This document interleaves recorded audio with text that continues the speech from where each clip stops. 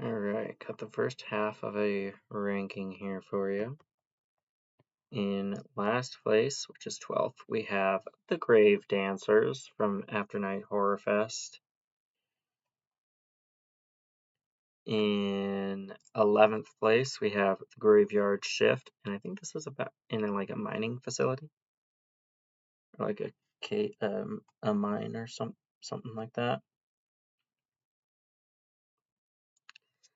Hall Pass, where it, if you have a hall pass, your wife gives you permission to cheat while she's on vacation for a week or something like that. In 9th place, we have The Good Witch's Charm. I think this is like one of like 7 or 8 movies, and I think this is like the 5th. So way out of context, but still enjoyable. Seemingly standalone movie. I don't think it's super important to have seen any of the other ones to understand that one.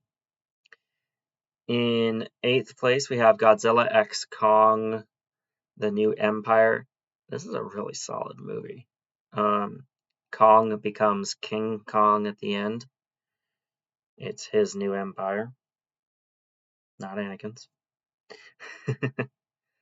In 7th place, we have Good Boys, and they are anything but.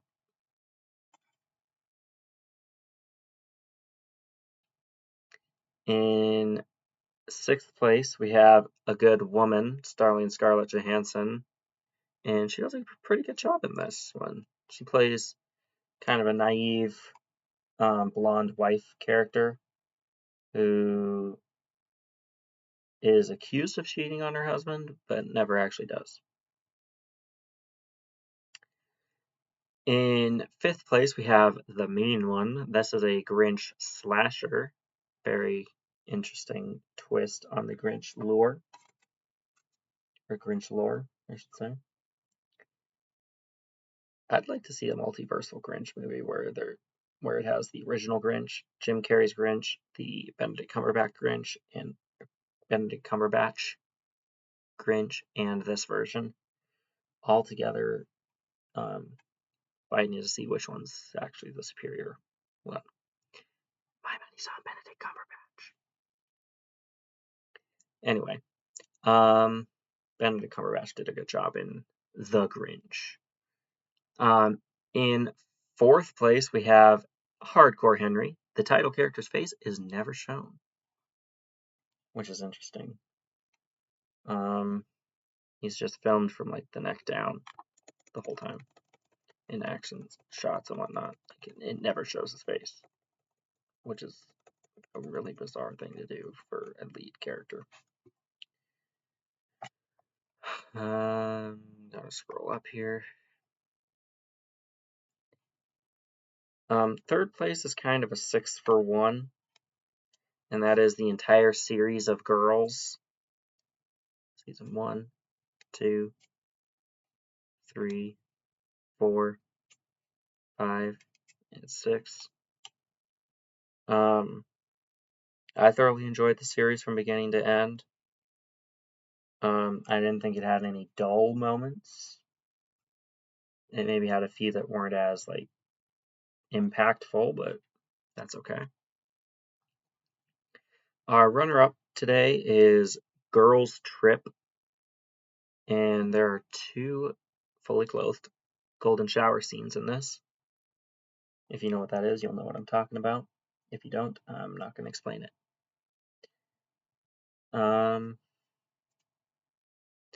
But taking home the first place in this portion of the ranking, we have Godzilla -1. I watched the English sub and dub version because it's original Japanese.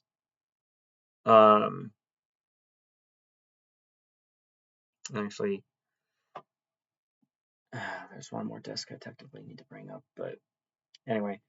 Also tied in first place is going to be Shin Godzilla from 2016. That one's also really good. That one shows Godzilla evolving, which is really cool. Because when Godzilla first shows up, he's just kind of like a giant worm creature. and then he makes landfall and sprouts legs. And then it has like this really cool visual effect for when he's evolving and growing legs. And then he starts to grow little arms. He has arms that are just kind of like this. And then they turn into his regular Godzilla arms. And it's super cool. It's super cool. And that version can shoot atomic breath out of the spines on its back and its tail, I think, if I remember correctly. That's pretty OP. But yeah, I found out why this one's called Godzilla Minus One. It's set right after World War II when Hiroshima and Nagasaki were bombed. It's like, okay, we have really low morale. Oh, hell no! Here comes Godzilla. Oh, crud. Now we're even lower than low. Because that brought him to like ground zero, where it's like, we have no country morale right here. And then it's like, oh, hey, look, there's a giant lizard guy. Oh, crud. Are you kidding me? Ah! It's like, really? Insult to injury for losing World War II. But good story, good story. Yeah, okay. I'll be right back with the next portion of this video, and then we have my Resident Evil ranking coming up, and Resident Evil turn up again when we get to cases, I believe like 16 and 17 or 18 or 17 and 18, something like that. We'll get to it yet. But yeah, I think for 15 and 16, I might do individual videos for 15 and 16 because those are the biggest cases in my collection. They're both 1,000 capacitors, and I have no clue how many first-time viewings are contained in either case, so we'll do them one at a time. Not split like this, where it's 2 to a video. There'll be a whole video just for case 15 and a whole video just for 16. But anyway, that is this portion of the ranking. I'll be right back with another. Alright, continuing on. I need to scroll down to the bottom here. In last place for part 2 of this video, we have I Hate Valentine's Day. And her character seems very, very fake. Like she has this like fake giddy disposition, and it's just like, huh? What are you doing, ma'am? What are you doing, lady? You're so fake. You have like no emotions, and you're not a very compelling character in the slightest. So, when your lead character is not compelling at all, you have a bad movie. Or or the workings for a bad movie.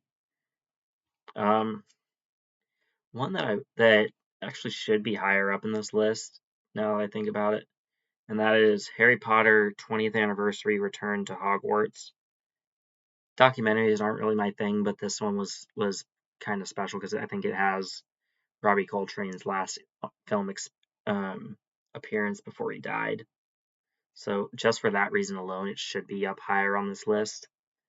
But here it sits at 29. In 28th place, we have Igor, empowering minions everywhere. In this, one of the Igors wants to become a bigwig evil scientist himself because he has a lot of good inventions that he's made, and he's not given the time of day to showcase any of his stuff, and his master uses it as his own. In 27th place, we have I'm Not Ashamed. And I actually don't remember what this one's about all that much, but but I thought it was kind of cute. In another ranking, it would be higher, I think. In 26th place, we have Heathers. Basically, Heathers they're kind of like Karens nowadays. Where they're kind of like, or like the stuck up type, like snobs. There you have the Heathers of that movie as the snobs. In 25th place, Healed by Grace 1. I don't have the second one yet, but I heard there is a second. This one's family approved by the Dove movie company, and it's super innocent.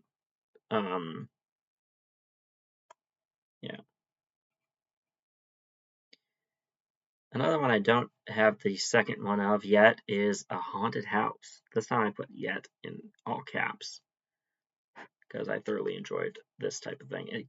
This game gave me kind of like Paranormal Activity vibes a little bit, and I like that series a lot. So there we go. That's another franchise ranking I could do, is Paranormal Activity 1 through 7. Yeah, I'll probably do that. Maybe on Tuesday or Wednesday, something like that. We'll see. Soon. In 23rd place, we have The Haunting. This is the one from the 60s, I believe. It's in black and white, which adds to the creepy aesthetic they're going for. So that being in black and white was to their benefit. All in all, I think I like the Liam Neeson version better, but I watched that one in 2024, not 2025, so can't include it here, as these are titles that I've seen for the first time in 2025. They're not necessarily all new titles. A few of them will be, like they came out 2025, and so of course I saw them for the first time in 2025 because that's when they came out. And there'll be stuff like that next year too for 2026, but which is almost upon us here. But moving on, in 22nd place we have Heaven's Prisoners, and I thought it'd be a little bit better. It doesn't have much of a prisoner vibe to it, which if part of your title is prisoners, you should have a prisoner vibe there. Like, come on. It's right there in the title. Anyway, moving on. In 21st place, we have The Hills Have Eyes 2 from 2007. Both this and the other one, which is a little bit higher on the list, are reboots. I do not have the original versions, nor do I have rated theatrical versions of these. They are both unrated, like director's cuts or something. That or these are the originals, and the ones I'm missing are reboots, but I honestly don't know for sure. Moving on in that uncertainty. In 20th place, we have Her Alibi, where in this case her alibi is falling in love, where someone's accused of killing someone else and she has an alibi of, I was busy falling in love with this guy type thing. And she was. In 19th place, we have In Her Shoes. I believe this is it's either, what's her name? Cameron Diaz, I think, or Scarlett Johansson. I think Diaz. But anyway, good movie. Basically, she borrows her sister's shoes, breaks the heel on one of them on a grate, and tries to hide the evidence. It doesn't work. Like, hiding the evidence didn't work. Her sister still found it out, and why is there a big old smudge on my glasses? There we go. In 18th place, we have Hills Have Eyes 1 from 2006. I want to say these are reboots of 80s movies or 70s, something like that. In 17th place is History of the World Parts 1, the movie, and 2, the series. Part 1 is better, I think. Part 2 was a little bit too long, but apparently there's going to be a second season, so maybe it'll make up for how long it seemed with season 2. Moving on. In 16th place, we have Hotel Artemis, where it's kind of like a John Wick type setup, or like a John Wick story, sort of, because it's this hotel company that's like, hey, if you're despicable, you can come and do your work here, type thing, where it's like a refuge for hitmen. In 15th place, we have Sherlock Holmes and the Hound of the Baskervilles. This is a Sherlock Holmes horror story about, I think, werewolves, if I remember correctly, or a werewolf, or just a regular wolf or something. Usually. In 14th place, we have Children of the Corn 2, which doesn't seem to have a subtitle, but I'm sure it does. But anyway, moving on. In 13th place is Children of the Corn 3 Urban Harvest. See, that's what I mean by a subtitle. In 12th place is Children of the Corn 4, which I don't see a subtitle on. And in 11th place is Children of the Corn 5 Fields of Terror. I need to revisit and finish Children of the Corn 6, and I haven't even touched 7 yet.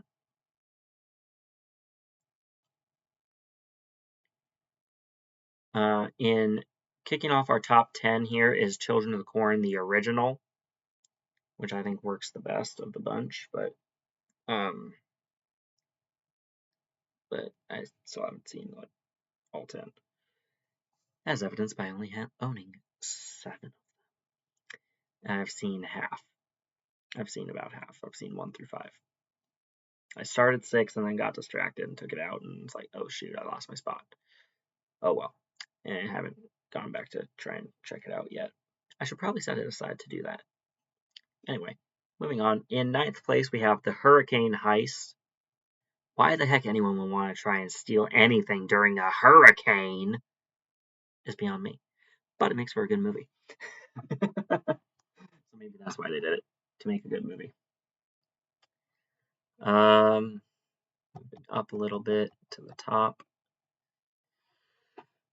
In, where are we at? 8th place, we have How Do You Know? Kind of a rom-com situation there. In, what is it? 7th place, we have The Ugly Truth, another one of those romantic comedy type things.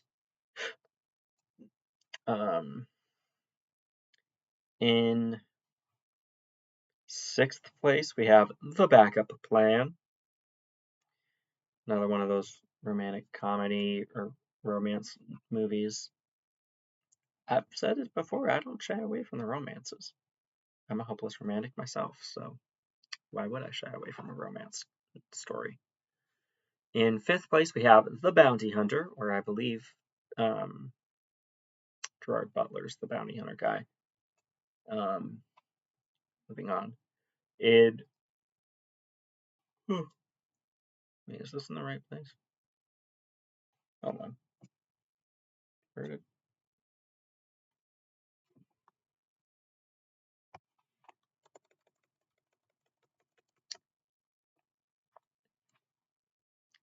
In 3rd place, we have Holiday in Handcuffs. That doesn't sound very fun at all. But it's a funny movie, so there you go. And at one point, the guy being dragged by handcuffs there decides, I'm going to make your family think that I'm the best boyfriend ever, so when this whole charade falls apart, they'll be all the more devastated by it. Our runner-up here is The Hunt. Solid thriller type story. Not really a slasher, not really a horror, true full-on horror. It's just kind of a thriller type thing. And in number 1 is the I Know What You Did Last Summer complete franchise. I just brought up the most recent entry in the franchise for this entry, but all 4 I Know What You Did Last Summer films take first place here. So there you go. That is cases, I think, 11 and 12, if I'm not mistaken. 4 rankings complete now. And this was a large stack. That is all just part 2 that we just went through. That's crazy. Okay. Next, we're going to be ranking the Resident Evil franchise. I just finished this one last night, This is Death Island. Like I said in the previous video, it's based on Alcatraz, or it's set on Alcatraz, which is an interesting setting for a zombie outbreak film. But anyway, I'm going to upload this, and then I'll be back with the Resident Evil franchise ranking. Keep talking movies, and if you enjoyed this video, don't forget to like, comment, and subscribe if you haven't already. That is, of course. And like a lot of other YouTubers have been saying, my list is not the right list. It's just my list, and I would love to see yours. If you want, combine these two portions of ranking that I just did into one ranking, or rank each group the way I did. I separated them into two halves instead of doing one whole. And yeah, keep talking movies. Because honestly, it's really fun to talk movies. And for me, at least, it's therapeutic.